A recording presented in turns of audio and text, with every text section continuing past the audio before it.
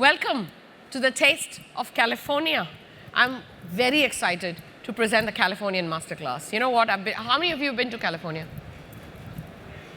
Okay, great. And for those of you, have you all tasted wine, Californian wine at some point in your career or life or whatever? Yeah? Okay. Can I ask you to throw a few words of, when I say Californian wine, what's the word you think about? What do you think about? Give me anything. Say? You think Napa Valley. Okay, excellent. What else? Cabernet Sauvignon. Excellent. World-class Cabernet Sauvignon. Correct. What else do you think about? Great Pinot Noirs too.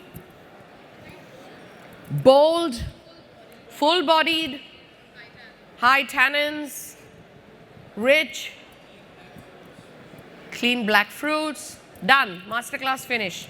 Okay. All correct answers. Napa Valley is probably among the most known wine regions of California, but we are going to discover some more today. Okay, so we have about 45 minutes to finish this masterclass, and I'm dedicated to spending more time tasting, because there's no better way to learn than taste, and it's obviously the more fun part anyway. So let's crack on. First, let's take a quick overview of the California wine region. California has 1,300 kilometers of coastline. It's like a strip of coastline that spreads over 1,300 kilometers. Can you think about that? Just how long that must be. So it's got a massive coastline, and what I mean by coastline is it has sea on the left side, and it has 1,300 kilometers of coastline running across. The capital is Sacramento. It is often in Nick terms referred to as the Golden State. Why the Golden State? Because it is blessed with plenty of warmth, plenty of sunlight, plenty of sunshine, all of which aids full ripening of grapes, and therefore that's how you end up with these very rich, bold, ripe, fruit-forward, smooth, lovely wines with no vegetal, green, herbaceous flavors, which nobody wants anyway, right? So the Golden State. The Golden also refers to the gold standard in quality. California produces some of the highest quality wines that rival with some of the best in the world. So California has an excellent reputation for producing the gold standard in winemaking. No wonders they export almost close to $1.5 billion worth of wines the world over. And that is a testimony to how wonderful the wines are, because when your exports are so thriving as an industry, it actually means you're able to produce wines that are loved by people all over the world, correct? Otherwise, your exports wouldn't be that successful. Fair enough? So when you end up actually exporting so successfully, it means you're making the kind of wines that people around the world are loving. There are close to 6,000 grape growers who have land, who grow grapes for winemaking, almost close to 4,500 to 5,000 wineries. So it's a very, very robust industry. There are 449 AVAs, which we'll talk about what they are, American Viticultural Areas. 95% of US production is California, and 98% of US wine exports is also California. So when we speak of US wines, we're essentially talking about California. California is US, US is California. Of course, there are other places like Oregon and New York and so many other places outside of California that make wine, but that's not the topic of our discussion today. The point I'm making is that California is a dominant force, not just in the US market, but around the world, and that is what we're going to quickly explore now. The climate of California is mostly influenced by its coastal line. So actually, rather than reading California from north to south, you can actually understand climatic variations in California from east to west. Okay? And on the west is the sea, so they have this 1,300 kilometers long coastline, and of course on the west, it's more inland. And so the closer you are to the sea, the cooler your climate is going to be, the more influence coming from the Pacific Ocean, which means you're going to get the sea breezes that actually slow down the ripening. They cool down the very warm influence of the latitude. They enable a range of microclimates, and these cool breezes actually allow the slowing down of the ripening. So you actually end up with a longer growing season. Now, the point I'm trying to make is that if California did not have the Pacific Ocean breezes, it would, from a latitude point of view, probably be too warm an area, which means that it would probably end up with grapes that ripen very quickly.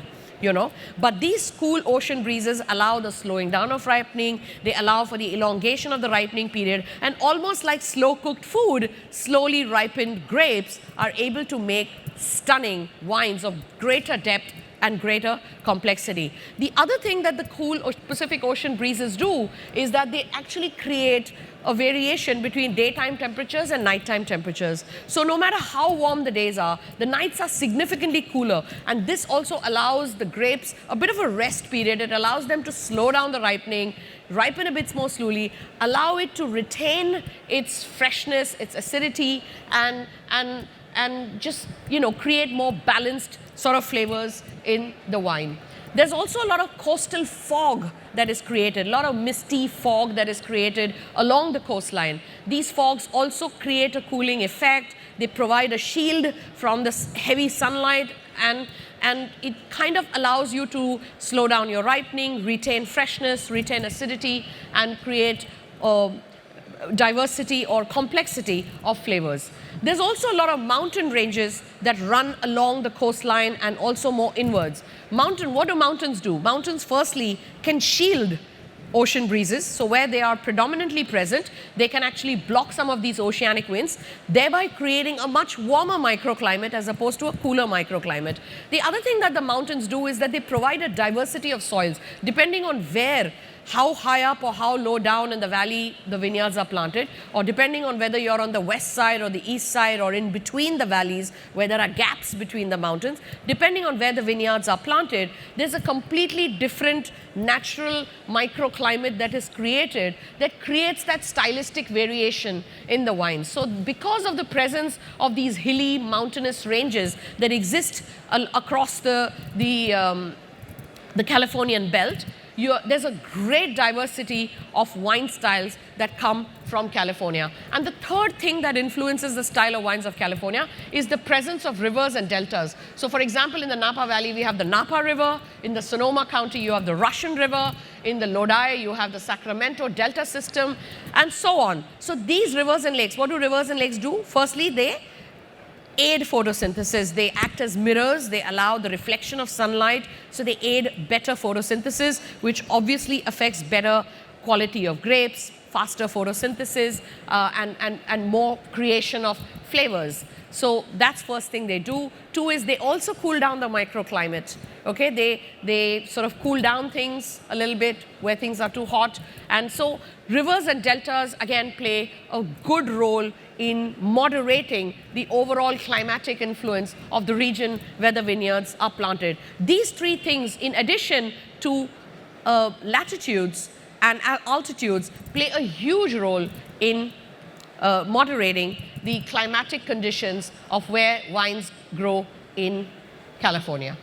Let's take a look at American viticultural areas. So just as we know of the AOC in France, you refer to the Californian appellations as American viticultural areas, and there are 149 American viticultural areas. Now, an AVA is different from other wine regions. It is basically, so what does an AVA mean? An AVA means it's a strip of land, or it's an area or a sub-region where there is a certain uniformity in climatic conditions, soil conditions, and its ability to grow certain styles of grapes that make certain styles of wine. So there is a certain typicity or a classic style that one can expect from a certain AVA. Having said this, we are talking about California as a belt where there are less restrictions and more scope for experimentation. So there are less regulations around how much you can plant, or the kind of grape varieties you can plant, or the kind of yields you can have, or the kind of winemaking you can do, or whether or not you can use oak or not. So there is less restriction. So as a result, it's the best of both the worlds. And AVA allows for a certain classification to happen, but yet allowing winemakers a lot of innovation, a lot of scope and freedom of expression, where they're able to grow a variety of different grapes, make it in the way that they envision it, and bring their talent to the table by creating some amazing styles. So does that make sense? So it's kind of the best of both the worlds. It's not as restricting as European or old world countries, as we know, where there are very, very strict rules on what you can and can't do. But at the same time, the California AVAs do represent certain classic styles coming from regions. And so we'll explore some of the very classic regions, and I'll tell you some of the very classic styles that come out of these regions. So obviously the most famous being Napa Valley. Napa Valley has today 4% of total Californian production, only 4%, but probably 80 to 90% of the recognition, right? Like when I asked you, I think it's the most known sort of region within California. It has a dry Mediterranean climate, which means that all the rainfall happens in summer, all the growing season, all the rainfall happens during winter, and the summer months when the grapes are actually growing and ripening, there is uninterrupted supply of warmth and sunshine for the grapes to ripen, okay? It does get cooler in the south and it's warmer in the north. And you might ask me why. Shouldn't it be because, is California in the northern hemisphere or the southern hemisphere? Northern hemisphere. So where is the equator? Is it on the top or is it on the bottom? It's on the bottom. So if the equator is at the bottom, shouldn't it be hotter in the bottom and cooler at the top because you're away from the equator?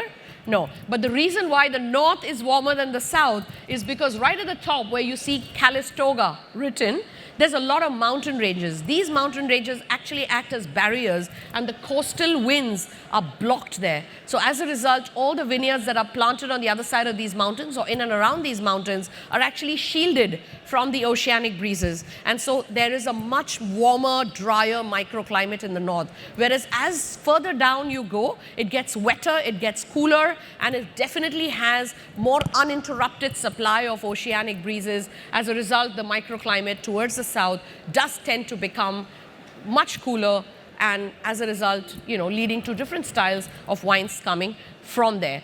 There is a lot of mountainsides. We talked about that. Great diversity of marine and volcanic regions. I mean, I've been to Napa Valley for 2 weeks, and I still didn't cover even like 1% of it. There's so much to discover just in Napa Valley alone. I didn't even get time to go to Sonoma or Lodi or any other central coast, any other region.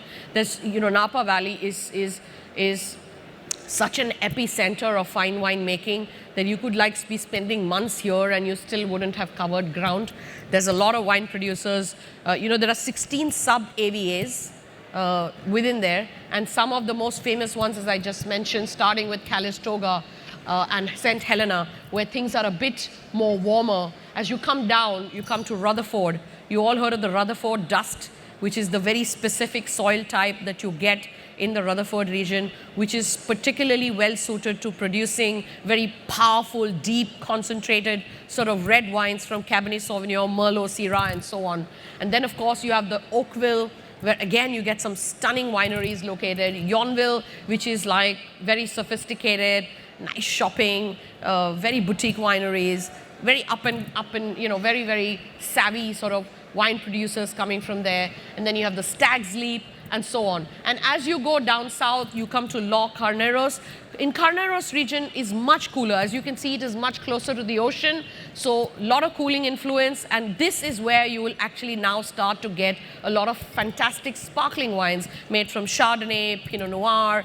So basically starting with very rich, deep, full-bodied Cabernet Sauvignons and Calistoga, right down to very elegant Pinot Noirs. Napa Valley alone has the diversity within it to produce a range of wine styles, all, one better than the other. So that's your Napa Valley region. Coming to Sonoma County, Sonoma is located to the west of Napa. So Napa is somewhat, there you can see, Napa written there. So that is where Napa is, and this is on the western border of Napa.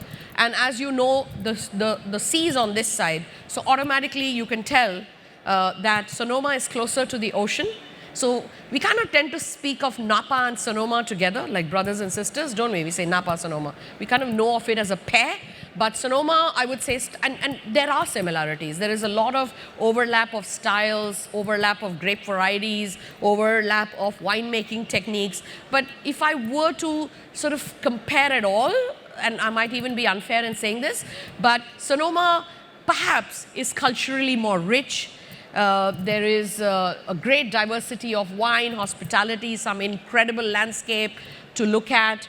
Because of its proximity to the ocean, you get a slightly more fresher, perhaps slightly more, where Napa tends to be very deep, rich, concentrated. Sonoma does tend to be a bit more fresher, more elegant styles of wines. And, it actually does very well with grape varieties like Chardonnay, Pinot Noir, which I'm not saying you don't find in Napa. You find loads of Chardonnay in Napa and also some Pinot Noirs. But I think if you're saying Pinot Noir, then a classic is a Sonoma Pinot Noir. It's just a very, very classic style. And they're really rich, and not rich, but juicy, ripe, soft-berried, beautiful Pinot Noirs coming from Sonoma. Climate here again is dry Mediterranean with some oceanic influence.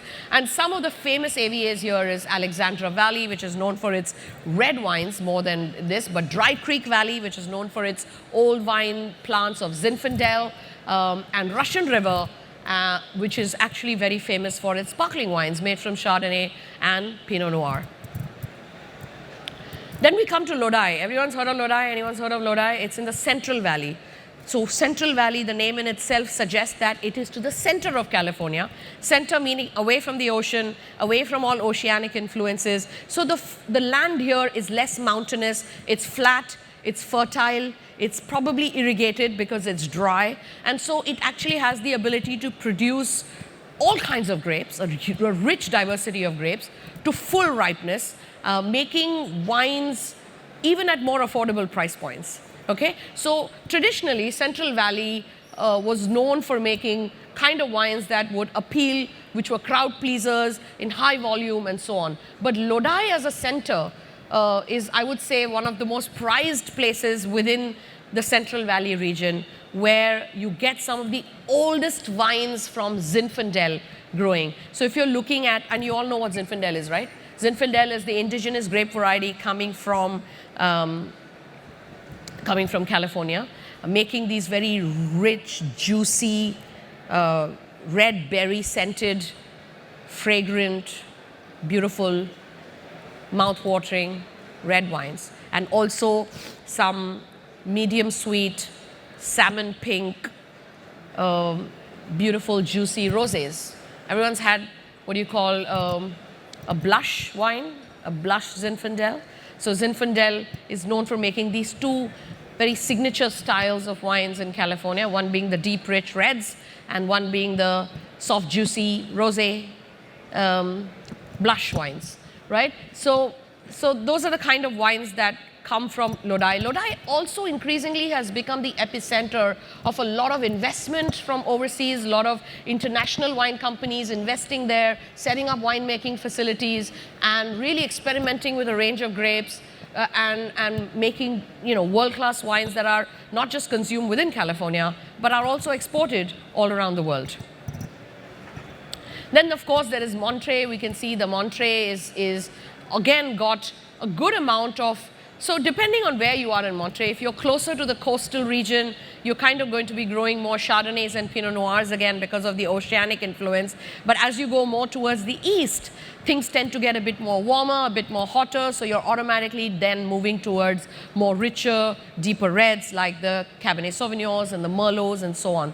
But Monterey is quite a mountainous region, and first wines were planted there in the 1790s, so has a great historical context within California as well. And depending on where you are, because there's a Monterey Bay, and depending, it's a mountainous region, but it all depends on where you are, because the gaps between the mountains also serve as tunnels to pass through the cold air. So, if you're on the other side of the mountain, which is blocked by a mountain, you'll be warmer. But if you're somewhere close to that valley between mountains, you're going to have some oceanic influence, and therefore more cooler climate grape varieties would be more suitable. But that's one AVA to look at.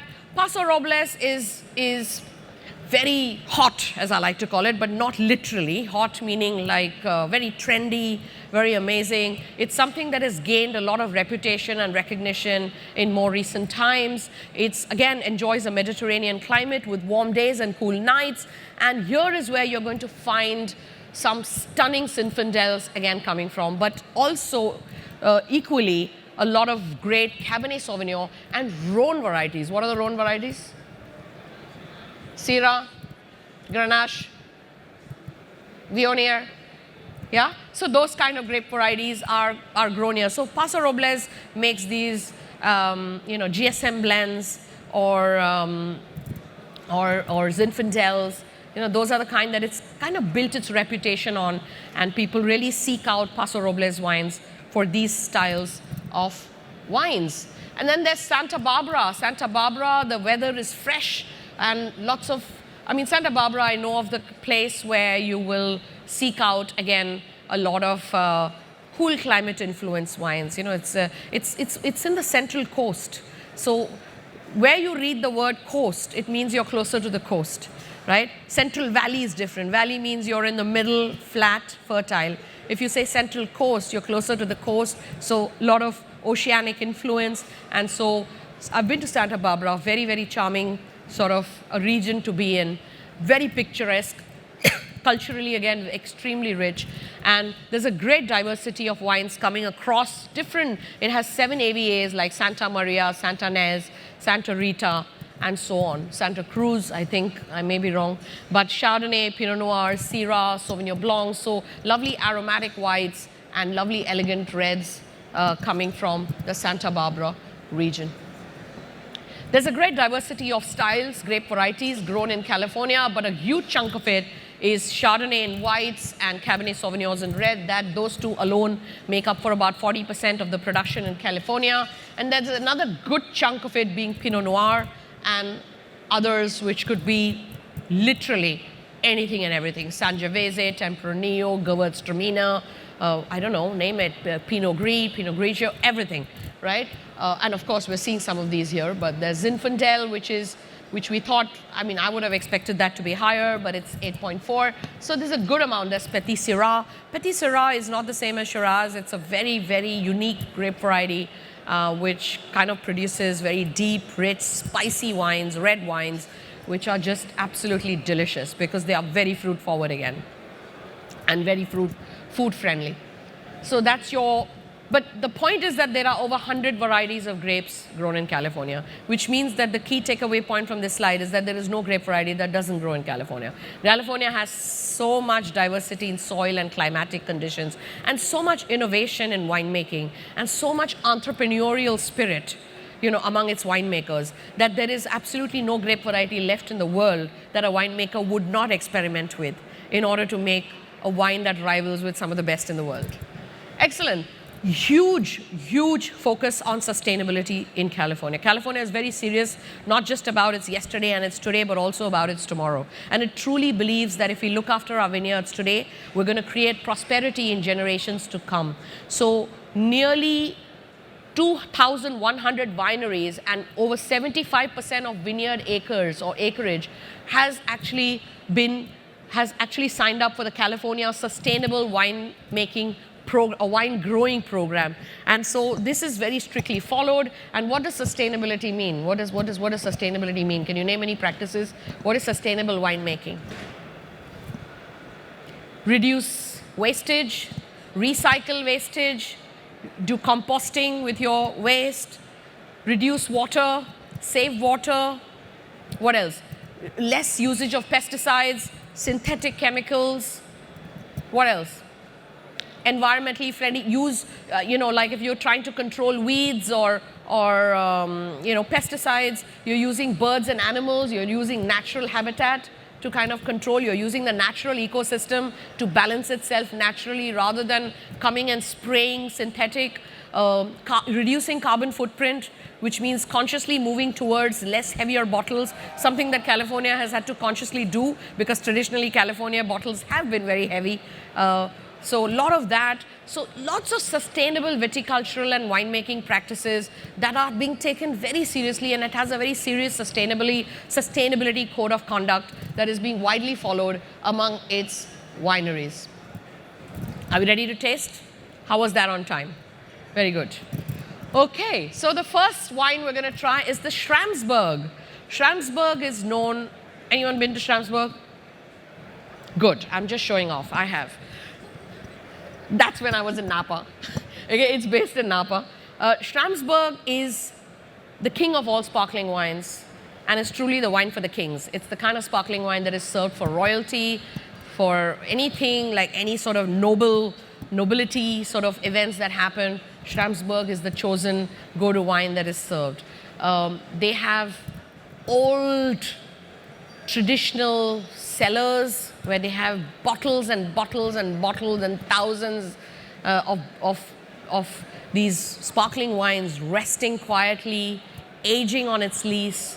And they have a range of sparkling wines that they produce that are very complex, that are beautiful. Like Schramsberg is the #1 producer of sparkling wine, undisputedly in California, but probably also across the world. Okay? So what we're going to taste today is their Blanc de Blancs, which means it's 100% Chardonnay. There's only a white grape variety that has gone into making of this wine. And so we're going to taste this wine, and we're going to taste it for its freshness, its elegance. When a wine is made with 100% Chardonnay, I find it tends to be definitely more elegant. It has this beautiful perfume. It has a signature lime, lemon, pear sort of flavors.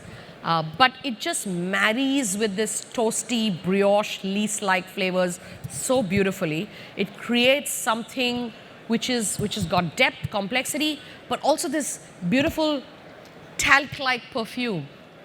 You know, I don't want to sound dismissive in saying this, but do you remember back in the day when we used to buy Yardley talcum powder and used to get these beautiful perfumed smells? You get perfume in a Blanc de Blanc. So let's try and discover that.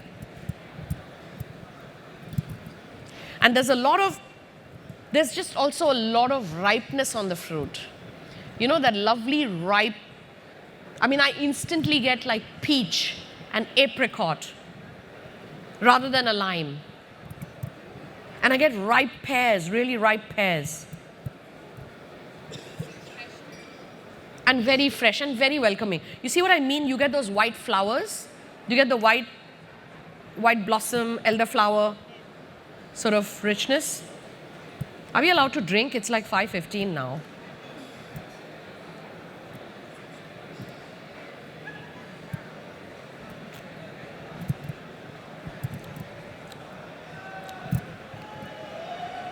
Any words to describe it? Can I hear some names in the audience? As in some words? Crisp acidity, excellent. Sorry? The lees, the brioche, the toasty character is very predominant. Brioche notes, lovely. Freshness, mouth-watering, vibrant, zesty, refreshing. What else? Just give me some emotions. Smooth, lovely, clean finish, but long, complex, food friendly. What would we eat with this? Huh? Mussels, okay. Is that why? Because we've written it there? No, we haven't written it there. Okay. Crab cakes, very nice. Now that I'm reading crab cakes, I'm really thinking about that. Say again?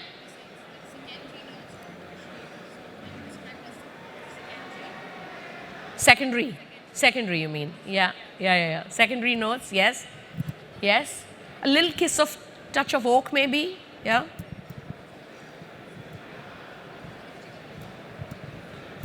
Did someone say chicken biryani? Okay, very good. Agreed. I don't know. From the most complex dish to the most simplest dish, I would even say like a pakoda on a rainy summer. Rainy afternoon. What am I saying? Rainy summer. Like a rainy afternoon in Mumbai, or a dhokla. Exactly. Something like this would be lovely. But this is just such a compatible wine with all kinds of food. All kinds of Indian cuisine will work with this. Now, the great news is this wine has already secured an importer. It's going to be brought in very soon. Even as I speak, the wines are coming into the docks of Mumbai. And it's going to be brought in by an importer called Sonaris. So you will see these in hotels, restaurants, bars, retail shops very soon. Excited? Good. As am I. All right. So anything else, or should we move to the next wine? Say again, sorry?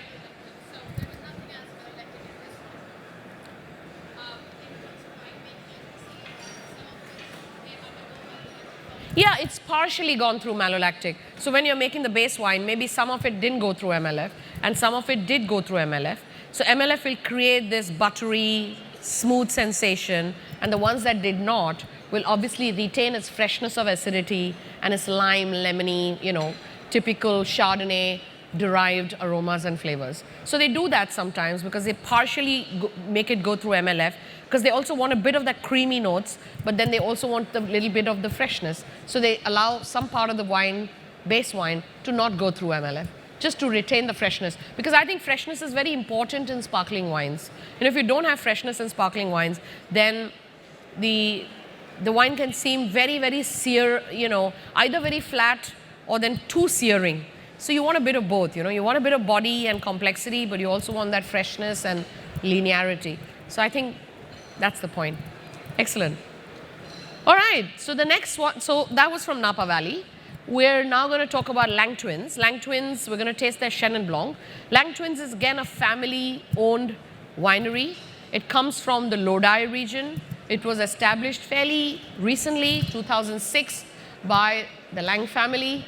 Although their agricultural origins and understanding and their family comes from an agricultural origin that dates back to the 1870s. The winery again is very, very committed to sustainability, and they produce a range of wines from the very affordable to estate grown or reserve or vineyard bottlings. We're going to taste their Chenin Blanc. Chenin Blanc is an important grape variety from the Lodi region. This one comes from the Clarksburg AVA.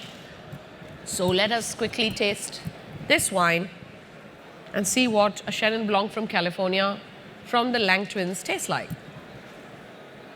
What do we get?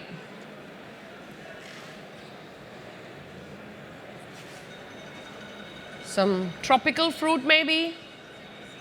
Huh? Of course, citrusy.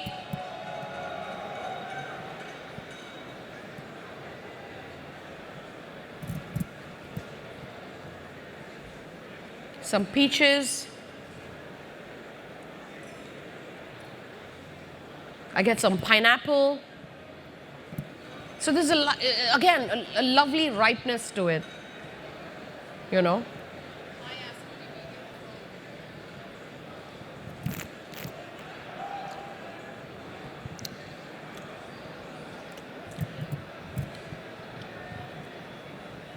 There is this mineral or a woolly kind of a note that you get on a Chenin Blanc that is very typical. I kind of get that on this as well.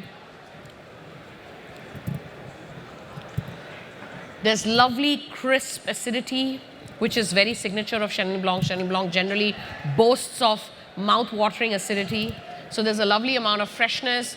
This wine has been through some aging in French and American oak, but for a very short period of time, just 3 months, which means that a little bit of that kiss of oak really gives it that tad bit of body and complexity, but not too much. It still retains its freshness. A wine like this, again, is very compatible. It's a crowd pleaser wine. It's a wine that you can serve at home. If you're having lots of guests at home, you can gift a bottle. It would work with a variety of foods. So if you're at a dinner table, for example, where there are many different dishes and you're kind of looking for versatile wines that pair with a wide range of foods, then a wine like this works perfectly well. It's a wine to be enjoyed on a summer afternoon. It's a wine to be enjoyed on a rainy evening. It's just from a occasion context as well, it kind of cuts across a number of occasions and contexts. Would you agree?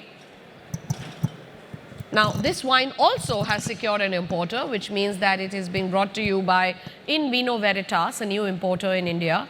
and also will be available, much to our good luck. Lots of ripe apples on the wine.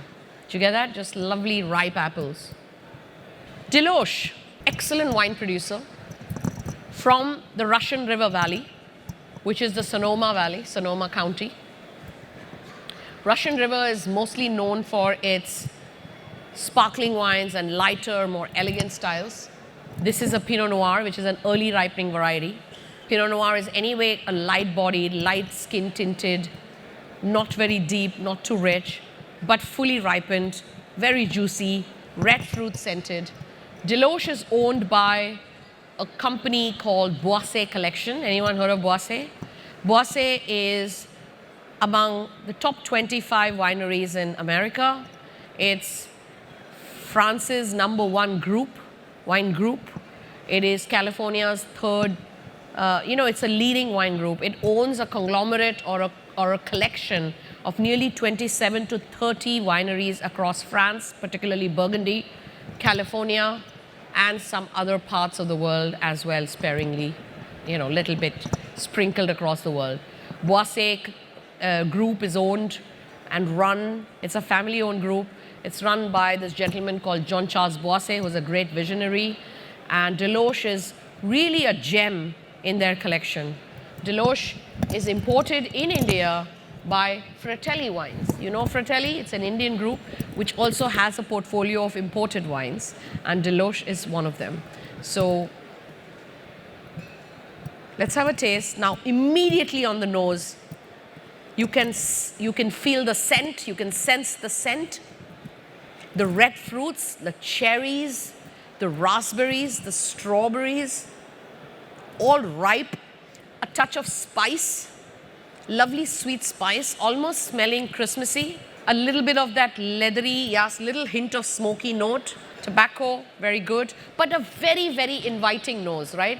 You smell that and you kind of get this sense that, oh my God, am I going to taste a sweet wine? I'm sure it's not sweet, but the point being, it is a very, very inviting sweet nose. Sweet and spicy nose. Let's have a taste.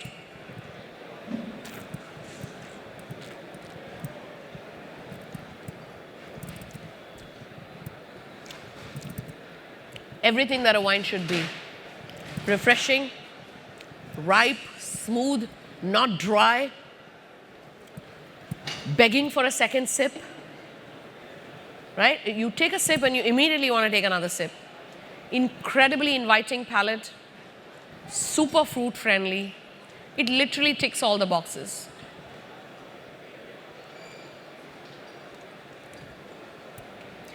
People often ask me, which is the best wine? I said the best wine is the one where you're able to finish the whole bottle and you wish you had the second one. You wish you had another one. That's the best wine. A wine like this is that definition. You could easily finish that.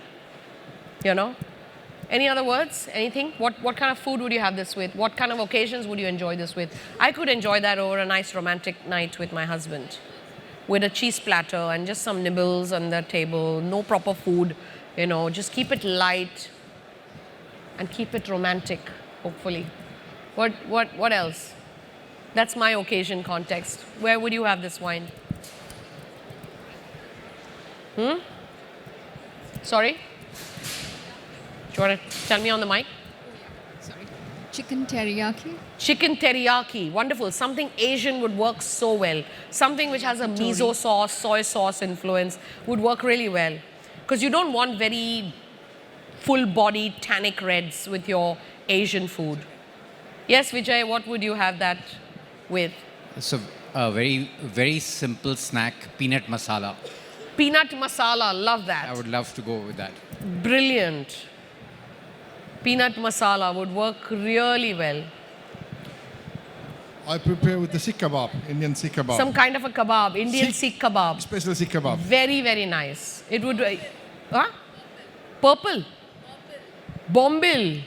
So bombil is Bombay duck, right? Bombil fry. Excellent. Very good. We're getting really imaginative now. Okay. So clearly a range of things, right? From kebabs to bombil to peanut fry to what? Chicken. I mean, it's pretty much the whole platter. The whole world of food. and chicken teriyaki and all of that. So very, very beautiful, juicy wine, you know, very appealing wine.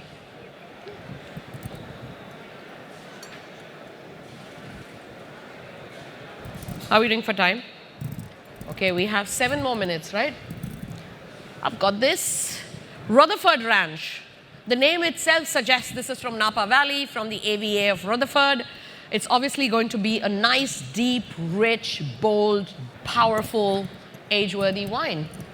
Rutherford Wine Company, again, is a family-owned winery known for producing very high-quality winemaking, being sustainable. Very powerful family in the Napa Valley and produces several labels. And the nose is already, again, extremely inviting, isn't it? Color is nice and deep, ruby, very classic of a Napa Valley Cabernet Sauvignon. A beautiful toasty nose suggesting very sophisticated use of oak, dark plums, dark cherries, dark berries, black currant, lovely oak, some spice, some cedar, some wood, leather, yeah. And it's got this, there's a lot of tannins, but the tannins are ripe and rich and very fine-grained. They're not cloyy or they're not clunky. They're just very fine-grained, very sophisticated tannins, which give the wine a good structure. And that is important when you want the wine to age. You know, a wine needs 3 things in order to age. Good amount of fruit flavors, good amount of freshness and acidity, and good amount of tannins to give it the texture to evolve. Once a wine has these 3 things, it's like you have the framework of the house. So it can then age gracefully and evolve over time into something more complex, something more mellow, something more supple over time. Yes, tertiary notes. What kind of tertiary notes do you get? Smoke, tobacco, leather. Very good. So it is aged for 18 months in American and French oak barrels. So there's a lot of toastiness coming through. What would we have this with? A slow-cooked biryani, a mushroom risotto, maybe an eggplant parmigiana, maybe something robust, something deep, like a lamb Rogan Josh. Somebody said that in the previous masterclass. It stayed with me, the Rogan Josh. What else? Like a Sikandari Ran that we served last night. What else? Like a, what's that, that meat thing that goes round in the Lebanese? Shawarma wrap. Huh? Sorry? Halim. What? Patthar kebab. ऐसा भी होता है. Like a black stoned kebab. Nice. Okay, so something robust, right? It's a robust wine. You're looking for robust, rich foods to go with it, you know, weight for weight, body for body kind of foods. All right, and then the last wine for the day, Matthew Bruno, again a boutique winery located in Napa Valley. Every winery in Napa Valley is boutique winery, by the way. And when I say boutique, I don't necessarily mean in terms of its production volume, but every winery in Napa is like a showpiece, a museum in itself. I didn't mention about how fantastic the tourism is in California. It's a thriving industry worth, again, another billions, a few billions. And they've really aced the art of hospitality. They're very welcoming, they're very gregarious, they're very larger-than-life people. So if you ever visit California, you know, and wherever in California you go, people are going to welcome you with open arms, people are going to serve you their top wines, give you great food, and they're just going to make sure you have a great, great time. Okay, this is another family-owned winery focused on very small production, high value, high quality wines with Napa signature varieties. Which are Napa signature varieties? Cabernet Sauvignon, Merlot, Syrah. What a nose again. Just smells expensive. Grape varieties, Cabernet Sauvignon, lovely deep ruby color. I like the description, dark and stewed berries, cedar, dried tobacco leaf. So again, a lot of complex flavors, secondary and tertiary aromas and flavors coming through. cigar box, pencil shavings, dark fruit, stewed fruit,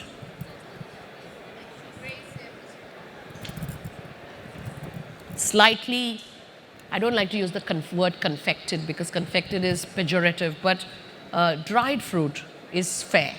Pruny, I would say, more prune-like. Lovely. But on the palate, the wine's super smooth. There's a certain freshness, there's a certain lift to the wine. It doesn't sit heavy on the palate. And it's a wine that you can keep drinking. It's a wine that, a wine like this, you can drink today, but you can actually keep it and drink it even 5 years later because it's got a lot in it to allow it to age gracefully. But it's supple enough and smooth enough to even drink today. And that to me is a hallmark of a well-made wine. A wine should be ready to enjoy upon bottling, technically, And people all over the world today are trying to make, even the finest of wine producers are focusing their efforts on making wines that are delicious to drink immediately upon bottling and possibly enjoyable to drink 20 years down the line too. And to me, this wine tastes like that. It's wine you can enjoy today, you can enjoy tomorrow, you can enjoy 1 year down the line, and equally well, 2 or 3, 5 years perhaps down the line. So, a really well-made wine. What would we enjoy this with? I would use this as a special occasion wine, perhaps gifting to someone I really liked. I'm not sure who I like that much though, but to gift this bottle to. But something like that. What else? Say again? High price. I don't know the price. So this particular wine and the wine before, which one did we do before? The Rutherford Ranch, these are not available in India. And so they are seeking representation. So if any of you in the audience are importers, I would urge you to grab these bottles. Not literally, but like as an importer, include them on your portfolio and quickly bring them to India so we can have more of these here available for purchase. Okay, but a wine like this is just nice. And it's a nice way actually to end this masterclass. Tangy, yes? No worries. Yeah, it's very toasty. The wine is very toasty and it's again, very new and sophisticated. Like I said, it smells expensive. So what I mean by smells expensive is when you use new French oak barrels, they are very expensive. They're probably the single biggest investment a winery makes in making of their wines. And when someone uses new French oak barrels, you know they mean business. You know that they're talking serious. So it's a premium wine and it's very enjoyable. And again, you would have that with a range of very hearty, robust, punching foods. Okay, I have a quick question. Did all of you enjoy at least one wine from this tasting? Raise hands if you enjoyed at least one wine from today's tasting. Everyone? Is there anyone in the audience who you didn't raise your hand? You didn't enjoy any of the wines? Okay. Awesome. So this is a great outcome. If you all enjoyed at least one wine from today's masterclass, then I somewhat succeeded in my mission to give you the taste of California.